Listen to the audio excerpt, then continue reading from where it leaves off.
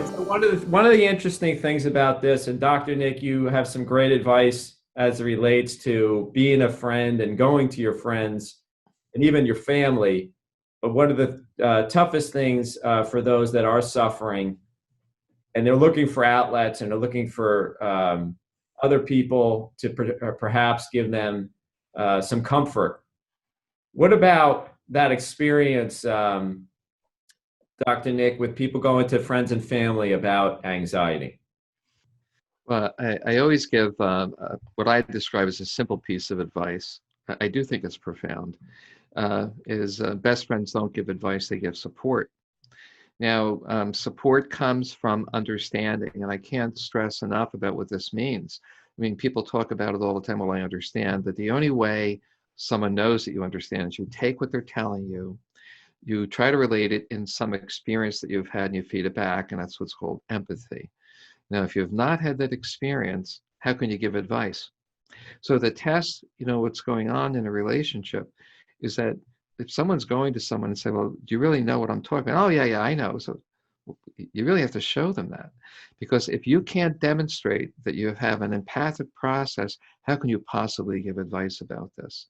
Well, some of the best coaches were never the best players, things that are like that. That doesn't cut it in a situation like this. So the best thing I could say is don't give advice.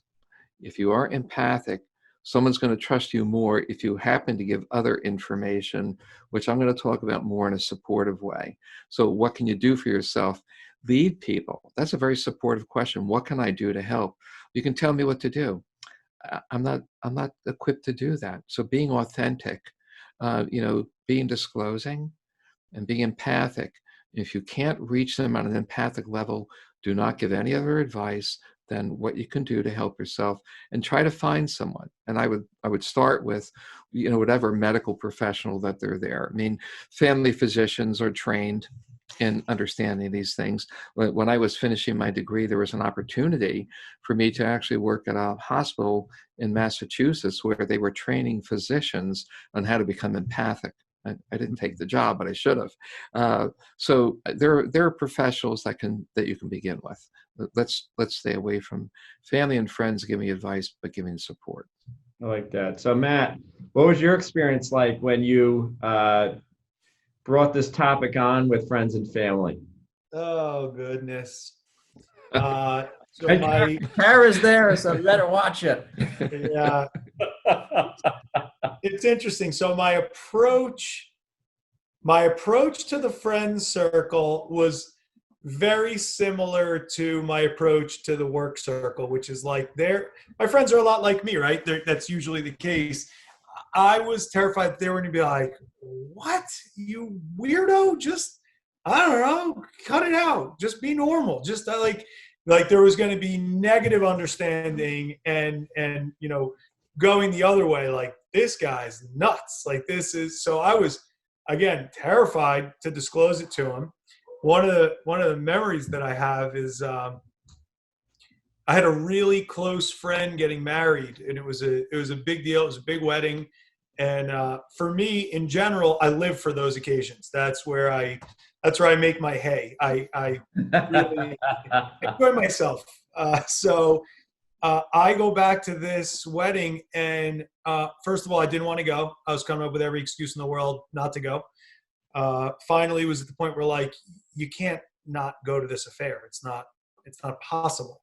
So I went, and I remember watching the clock for every ticking second and just making my way around the room to continuously like just waste time. Like I couldn't find any comfort in being there. And at that point, I had to any of my friends that I was having this experience. And so I do recall a couple of them being like, what, like what's going on with you? What's like because they could feel at that point that I was different. So it took a lot to get to the point where I was able to talk to friends about this. Yeah. And I honestly couldn't really do it until I was in a better place. When I was in my, I would say like more fragile state, I didn't have what it took to talk to them about it. I just didn't. because, if you examine your friend group, there's people that you would approach with certain things, at least personally, and others with different things, right? There's different types of friends, I would say. Yep. And then there's friends that would be more and less understanding of certain issues, not only this situation.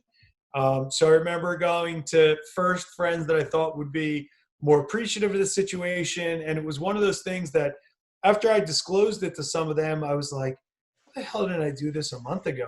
Yeah. Because these people, it was amazing how when I started to talk to them, like, oh God, yeah, I went through a similar, yeah, we're all nuts. Like they kind of shared, we use that term like lovingly, like we're all nuts. Like, yeah, I thought this was kind of like the norm. So it was a really good thing to start to talk about it with friends. And I would say of my friend group, the vast majority is completely understanding and empathetic of situations like this. I mean, they're still going to do what they do as friends, which is, tongue in cheek. There's a lot of stuff said, but I think it's also meant in a loving way of like, where the way that we express love to one another. So, Right. So there's that. And what I can say is I was less fearful of disclosure to my family because I felt like these people are stuck with me no matter what. Like they're if I Better think, or for worse? yeah, I think specifically with like my parents, I was like, they created this monster, so they're they're going to know about it. And honestly, I was hopeful that in disclosing it to them that they might be like, oh, we too had similar experiences like this. And I actually did find that there was a lot of commonality between myself and my father and my mother in the way that this had manifested and the things that had gone on. So that was a comfort. And if I think about, spreading it out wider, it wasn't until I felt better, with my, again, if I think about like the really fragile state and then better, where I was like, I would be a spokesperson for this. Like I would talk to people Yeah. about this because I just went from a place where I truly thought there was never going to be any help and I was, done for, to a point where when I got understanding and what it was and methods to deal with it in a much more manageable and effective way, I felt like the people got to know about this. Like this, I felt like it was magic. Right. How did you come to that understanding? Which understanding? Sorry. Like, how did you, because a similar for myself or whatever with the friends and the family where you were afraid to approach them, your family you're a little bit more open to, of course, but that how did you become a spokesman? I guess what I'm trying to get is like someone that's listening to you right now, what provided you with the insight? How did you get the insight? How did you overcome what you were going through? Yeah, a lot of it is practice. So it's practice, not unlike anything else that you've gone through that's significant in your life. So it's funny, there's memories that get brought back when different topics come up. And so Dr. Nick was talking about the fact that when start to feel anxiety, you have 90 seconds to deal with that before it becomes a 7 to 8 minute episode, which can then go. And I remember in the beginning thinking like, you got 90 seconds to deal with this, bud. You better figure that. And that in itself drove, the certainty that this would be further. So it's a mastering of the skill of understanding, what it is. And then the fact of how your body is how you're going to train your mind to respond to these things. So it's a technique. It's just like anything else. If I think about, a foul shot, you developed a technique over time so that it was similar every time. You knew what to expect. If it was a tackle, you learned how to form tackle. You learned how to put your head to the play side, right? If it was baseball, it was similar pitching or hitting. This is another method of handling your body's reaction or pre-action to something. So it's a matter of recognizing it and responding to it. And it's not without practice. And I feel like to go to a question that you didn't ask, but something that's on my mind just because it was so important for me was I was feeling this way, and it was very, intense for me. And I remember thinking like, it's just going to be better one day. Like I'm going to wake up and all of that is going to be gone and I'm going to be there. And I was searching for the silver bullet that was like, you're going to take this pill, done, it's over. You're going to do this mental exercise and everything's going to be lifted. And the reality is what took place over, which is unfortunate for people that are in the dire situation, but it's just the reality and the truth, over a period of time that was very gradual.